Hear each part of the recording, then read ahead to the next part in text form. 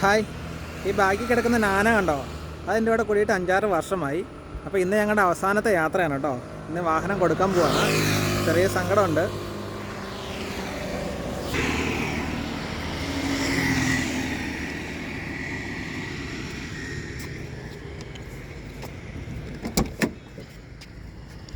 ഇപ്പോൾ ഈ വാഹനം 49,000 കിലോമീറ്റർ കഴിഞ്ഞു.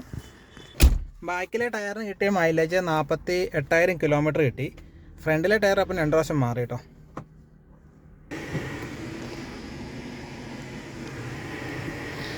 അങ്ങനെ ഞങ്ങളുടെ അവസാനത്തെ യാത്ര തുടങ്ങാൻ പോവാണ്.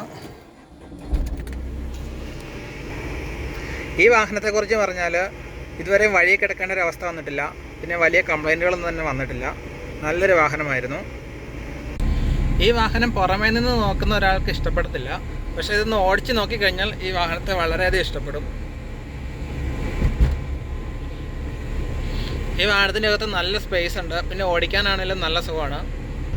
ഇതിന് AC, പവർ സ്റ്റിയറിങ്, 2 ഫ്രണ്ടിലെ പവർ വിൻഡോ ഒക്കെ ഉണ്ട് ഈ വാഹനത്തിൽ. ലോങ് യാത്രകളിൽ 22-23 വരെയൊക്കെ മൈലേജ് കിട്ടിയിട്ടുണ്ട്. അത്യാവശ്യം എല്ലാ സൗകര്യങ്ങളും ഉള്ളൊരു വാഹനം തന്നെയാണിത്. പക്ഷേ ഇത് 2017-18 സമയത്ത് വാഹനം കമ്പനി നിർത്തിക്കളഞ്ഞു. കുറച്ച് ഉയർന്ന ഒരു സീറ്റിംഗ് പൊസിഷൻ ആയതുകൊണ്ട് ഓടിക്കാനൊക്കെ നല്ല സുഖമാണ്. അപ്പോൾ ഈ വാഹനം എന്നെ വിട്ട് പോവുകയാണ്. Tata, bye bye.